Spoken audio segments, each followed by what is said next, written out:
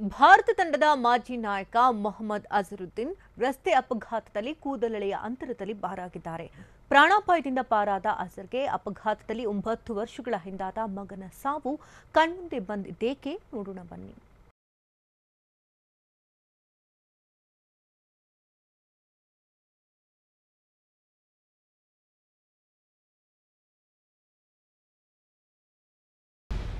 ಭಾರತ ತಂಡದ ಮಾಜಿ ನಾಯಕ ಮೊಹಮ್ಮದ್ ಅಜರುದ್ದೀನ್ ರಸ್ತೆ ಅಪಘಾತದಲ್ಲಿ ಕೂದಲೆಳೆ ಅಂತರದಲ್ಲಿ ಪಾರಾಗಿದ್ದಾರೆ.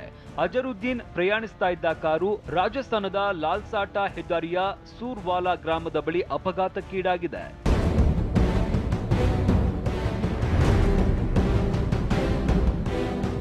ಅಜರುದ್ದೀನ್ ತಮ್ಮ ಕುಟುಂಬದೊಂದಿಗೆ ಕಾರ್ನಲ್ಲಿ ಹೊಸ ವರ್ಷದ ಸಂಭ್ರಮಾಚರಣೆಗಾಗಿ ರಾಜಸ್ಥಾನದ ರಣಥಂಬೋರ್ಗೆ ಪ್ರಯಾಣಿಸ್ತಾ ಇದ್ರು ಎನ್ನಲಾಗಿದೆ.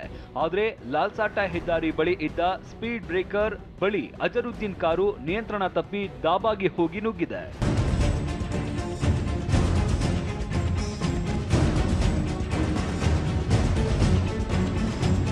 ಡಾಬಾದಲ್ಲಿ ಕೆಲಸ ಮಾಡ್ತಾ ಇದ್ದ ಯುವಕನೊಬ್ಬನಿಗೆ ಸಣ್ಣ ಪುಟ್ಟ ಗಾಯಗಳಾಗಿದೆ. ಆ ಯುವಕನನ್ನ ಸ್ಥಳೀಯ ಆಸ್ಪತ್ರೆಗೆ ದಾಖಲಿಸಲಾಗಿದೆ. ಈ ಅಪಘಾತದಲ್ಲಿ ಅಜರುದ್ದೀನ್ಗೆ ಯಾವುದೇ ಗಾಯಗಳಾಗಿಲ್ಲ. ಆದರೆ ಅಜರ್ ಪ್ರಯಾಣಿಸ್ತಾ ಇದ್ದ ಕಾರು ಜಖಂಗೊಂಡಿದೆ.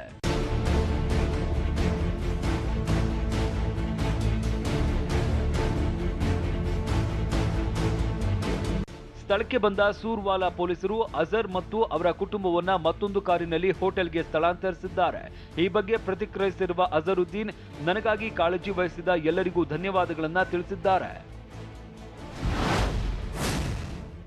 ಎಲ್ಲರಿಗೂ ಶುಭ ಸಂಜೆ. ಇಂದು ಚಿಕ್ಕದೊಂದು ಅಪಘಾತ ಸಂಭವಿಸಿದ್ದು. ಅಲ್ಲಾಹುನ ಕೃಪೆಯಿಂದ ನಾನು ಚೆನ್ನಾಗಿ ಮತ್ತು ಸುರಕ್ಷಿತವಾಗಿದ್ದೇನೆ. ನನಗಾಗಿ ಕಾಳಜಿ ವಹಿಸಿದ ನಿಮ್ಮ ಎಲ್ಲ ಸಂದೇಶಗಳಿಗೆ ಧನ್ಯವಾದಗಳು. ಈ ಅಪಘಾತ ಅಜರುದ್ದೀನ್ ಅವರನ್ನ ಬೆಚ್ಚಿ ಬೀಳುವಂತೆ ಮಾಡಿದೆ. ಯಾಕಂದ್ರೆ ಅಪಘಾತವಾಗ್ತಾ ಇದ್ದಂತೆ ಅಜರ್ಗೆ ತಮ್ಮ ಕಿರಿ ಪುತ್ರನ ಸಾವು ಕಣ್ಮುಂದೆ ಬಂದಿದೆ.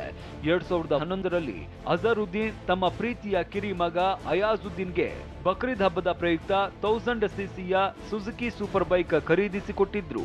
ಆದ್ರೆ ಅಯಾಜುದ್ದೀನ್ ಹೈದರಾಬಾದ್ ಎಕ್ಸ್ಪ್ರೆಸ್ ಹೆದ್ದಾರಿಯಲ್ಲಿ ಅಪಘಾತಕ್ಕೀಡಾಗಿ 5 ದಿನಗಳ ಜೀವನ್ಮರಣದ ಹೋರಾಟದಲ್ಲಿ ಕೊನೆಯುಸಿರೆಳೆದಿದ್ದ. ಇದು ಅಜರ್ನನ್ನ ಮುದುಡಿ ಹೋಗುವಂತೆ ಮಾಡಿತ್ತು. ಸದ್ಯ ಹೈದರಾಬಾದ್ ಕ್ರಿಕೆಟ್ ಸಂಸ್ಥೆಯ ಅಧ್ಯಕ್ಷರಾಗಿರುವ ಅಜರುದ್ದೀನ್ ತೆಲಂಗಾಣ ಪ್ರದೇಶ ಕಾಂಗ್ರೆಸ್ನ ಅಧ್ಯಕ್ಷರಾಗಿ ಕಾರ್ಯನಿರ್ವಹಿಸ್ತಾ ಇದ್ದಾರೆ. ಆದ್ರೀಗ ಲಾಲ್ಸಾಟಾ ಹೆದ್ದಾರಿಯಲ್ಲಾದ ಅಪಘಾತ ಅಜರುದ್ದೀನ್ಗೆ ಮಗನ ಸಾವಿನ ನೋವು ಕಣ್ಮುಂದೆ ಬರುವಂತೆ ಮಾಡಿದೆ.